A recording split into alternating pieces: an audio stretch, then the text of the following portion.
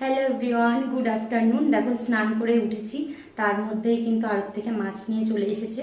অনেকগুলো মাছই এনেছে, তাই ভাবলাম তোমাদের সাথে একটু শেয়ার করি। তার জন্য কিন্তু চলে আসলাম।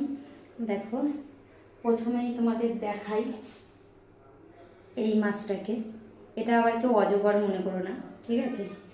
এটা কিন্তু বান মাছ বলে, ঠিক আছে? অনেক বড় বান, ঠিক আছে? আমার কিন্তু ভয় লাগে না একদমই, কারণ এগুলো কাটিও আমি, ঠিক আছে? খেতেও খুব টেস্টি হয়, অনেকেই বান মাছ পছন্দ করে।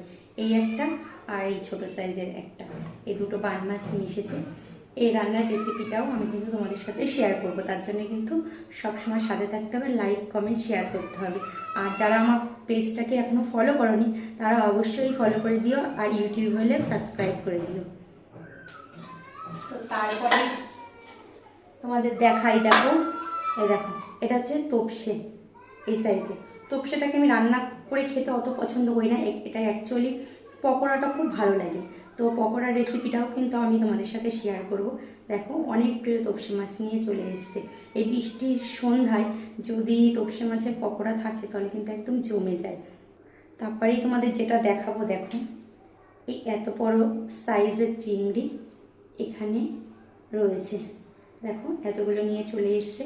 এখন আর কাটা হবে না, এখন ফ্রিজে রেখে দেবো, কালকে কেটে যখনই রান্না করবো তখনই তোমাদের সাথে শেয়ার করবো। আবার দেখাচ্ছি আরও কিছু, আরেক মানে এটা একটু বড়, আরেকটা আছে আরেকটু ছোট সাইজে, সেটাও তোমাদের দেখাচ্ছি। দেখো, এটা কিন্তু এটাও ছোট না, এটাও বড়, ওর থেকে এক সাইজ ছোট। দেখো, একদম কিন্তু মানে একদম জ্যান্ত মাছের মতনই, সবে মারা গেছে এরকম, অনেক দিনের বরফের না কিন্তু এটা। একদম দেখো, তোমরা দেখলেই বুঝতে পারবে। তো কেমন লাগলো এই ভিডিওটা অবশ্যই আমাকে কমেন্ট করে জানিও। আর আজকে রাত